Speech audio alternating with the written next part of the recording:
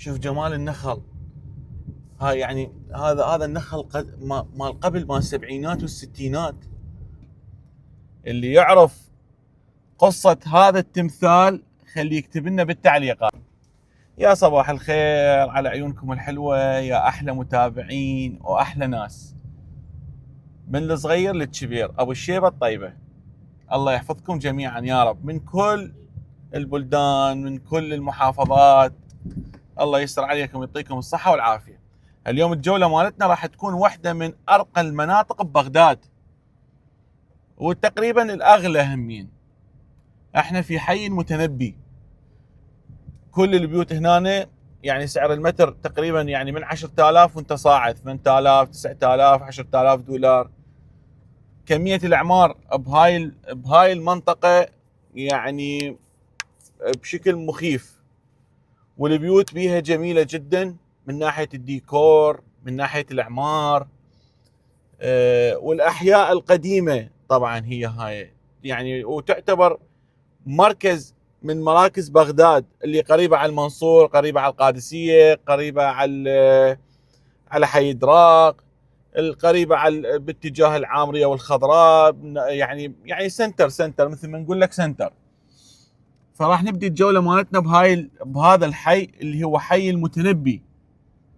حي المتنبي. اكيد هسه المتابعين يباعون ويشوفون اكو ذكريات عندهم، اكو بيوت لحد هاي اللحظة يعني مثل ما يقول لك ما ملعوب بيها، يعني على ديزاين قبل، يعني اهلها عايفيها او اهلها مسافرين او اهلها مثلا قاعدين بيها وعايفين على الديزاين القديم، بس اكو بيها تغييرات. وطبعا انبنت بيها بيوت فاخرة جدا، فاخرة جدا، قصور انبنت بيها. هسه راح اخذكم فرة بهاي المنطقة الحلوة، واحدة من احلى واجمل المناطق اللي موجودة في بغداد. دا تلاحظون البيوت اللي موجودة، المساحات اللي موجودة بهاي البيوت، يعني مساحات كلها ألف وفوق. الحدائق 400 500 متر.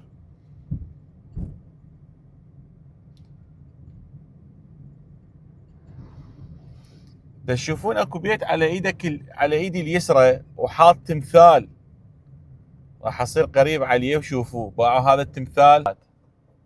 اللي يعرف قصة هذا التمثال خليه يكتب لنا بالتعليقات، من بعد ما ينشر الفيديو ونلاحظ التعليقات. اللي راح يعرف قصة هذا التمثال راح نرتب له فد جائزة حلوة تليق به. شفتوا هذا التمثال؟ أنا ما راح أحكي القصة مالته، أخليها أنتم راح تحكون القصة مال هذا التمثال ونكمل جولتنا.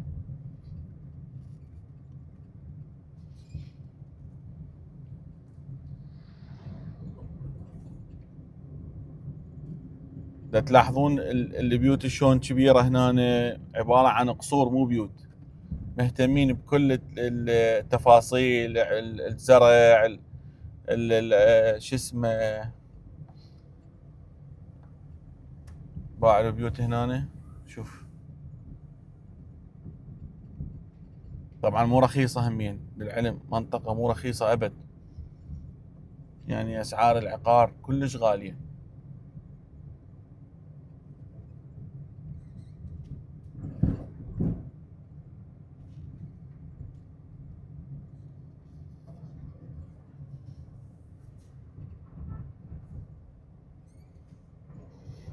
طبعا وهذا يعني أكثر السفارات موجودة بهذا الشارع. السفارة الألمانية، سفارة هاي مال الباكستانية، الفلبينية.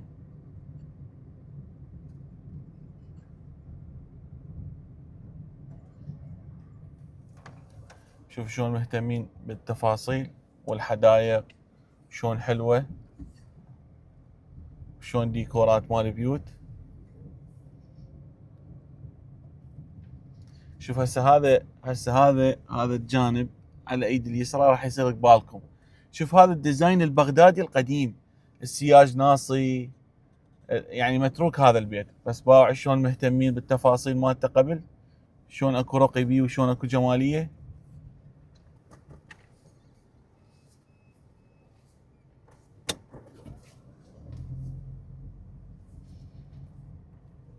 باوع مساحة البيوت هنا،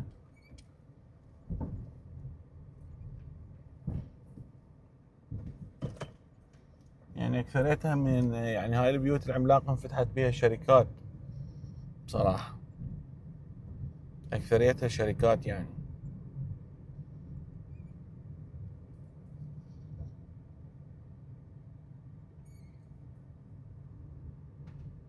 اغلبيتها شركات واكثر يعني بيها هواية اعمار.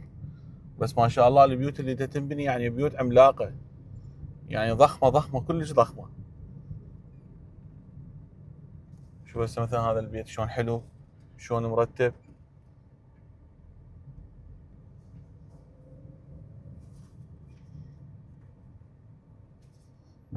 يعني البيوت كلها عملاقة هنا.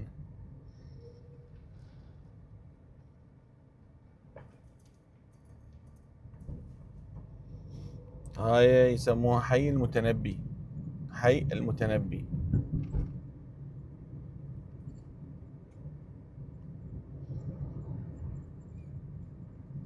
هاي واحدة من أجمل المناطق في بغداد. هذا يبيع غاز. واحدة من أجمل المناطق في بغداد. إذا تلاحظون البناء، باع البناء الموجود، باع يعني عملاق. البيوت اللي تنبني عملاقة كلش. شوفوا جمال الحدائق شلون مهتمين بيها هنا، شلون مرتبة وشلون حلوة وشلون نظيفة. هذا شحاط حتى كواخ مال تكرمون شرب حاط برا.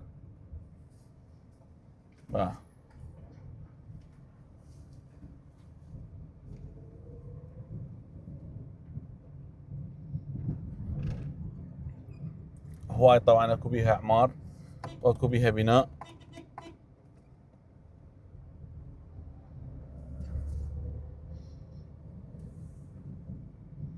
كلش اكو بيها هواي اعمار وبناء.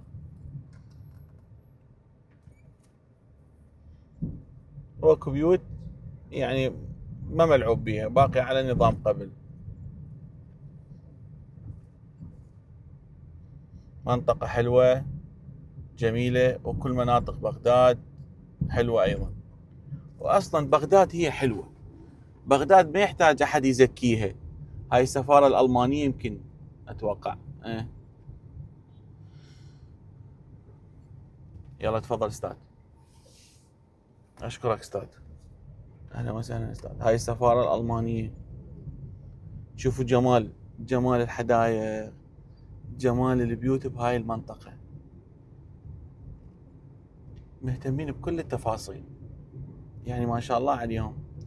الله يحفظ أهل هاي المنطقة، والله يحفظ أهل بغداد، والله يحفظ أهل العراق. شوف هذا البيت ما ملعوب به، على السياج القديم البغدادي القديم الأصيل.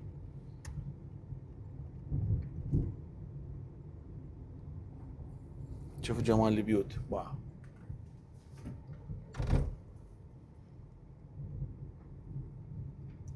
كتبوا لي آراءكم بالتعليقات. صلوا على النبي. الله يحفظكم يا رب. هذا حاليا هسه احنا هاي المنطقة خلصنا. هذا شارع النادي، شارع نادي الصيد. شارع نادي الصيد ايضا واحد من اجمل الشوارع في بغداد. شارع نادي الصيد ايضا انفتحت به مراكز تجميل، مطاعم. يعني مهتمين بالشارع، بنظافة الشارع. طبعا بالاضافة الى بي اكو اعمار ايضا. اكو اعمار ايضا بي. شوف هسه الارصفة يشتغلون عليها على السايد الايسر. تشوفون تلاحظون هذا الشيء. هسه شويه عندنا هاي مال انتخابات تكون تخلص، حتى على قد جمال بغداد يبين اكثر. هاي اللوحات واللافتات حجبة الرؤية.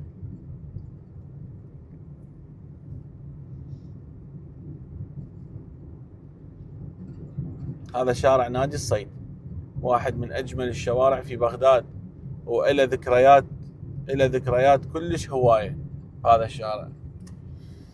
يا جمالك يا بغداد، الله أبد ما تتعوض بغداد. لو وين يودوك. يلا ارجع استاذ، ارجع، اعتذر منك.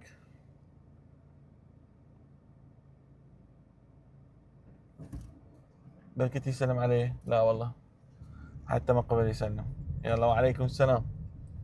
عبالي يعني مثلا راح يقول لي رحم الله والديك، شو ما ذكره. شو السوي؟ الحمد لله شكر. السلام عليكم.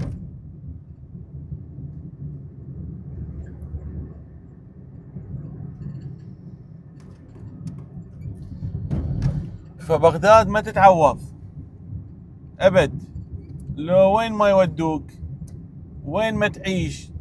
بغداد بيها ريحة وبيها نكهة، يعني نكهتها مو اي بلد يقدر يعطيك هاي النكهة.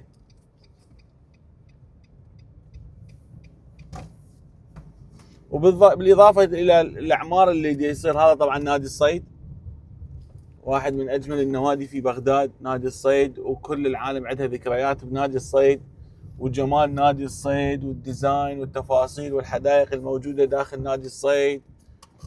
ومطعم الصياد ابو السمك بداخل نادي الصيد له نكهة خاصة وقعدته خاصة وحلوة وما تنسي، طعمها يظل بالراس وبالبال. يا جمال هذا الشارع، شارع نادي الصيد، واحد من اجمل الشوارع ايضا في بغداد. يعني بغداد كل دربونه وكل فرع به ذكرى تظل مرسوخة بالراس. شوف شلون باع النخل، هذا النخل شوف شلون مطي فد روح بداخل هذا الشارع. ايش قد ما احكي عن بغداد قليل، صعب اجي اوصف يعني هاي المحافظة، جمال بغداد، اسم بغداد يكفي. شوف النخل، رغم البساطة، رغم عدم الاعتناء بهيجي الشغلات، يعني اللي هي يعني شغلات مثل ما يقول لك رمز من رموز بغداد. الله على بغداد، كل فرع وكل دربونه بيه ريحة وبيه طعم وبيه ذكرى وبيه نكهة. لمة الحبايب، القعدة بالطرمة، استكان الشاي، كيس الحاب والحلقوم وبسكت الشمائل. والله يا ذكريات. وحياكم الله، وانتهت جولتنا اليوم. ان شاء الله استمتعتوا بها، واتمنى لكم يوم جميل وحلو مليان طاقة ايجابية وحيوية. انتظرونا فيديو جديد ومنطقة جديدة، نعيد انا وياكم كل الذكريات ونشوف اجمل المشاريع اللي جاي تصير ببغداد. اتمنى الدعم منكم وتعليقاتكم ولايكاتكم والاشتراك بالقناة. حياكم الله واهلا وسهلا بكم، وان شاء الله استمتعتوا بالجولة الصباحية مالتنا. مع السلامة.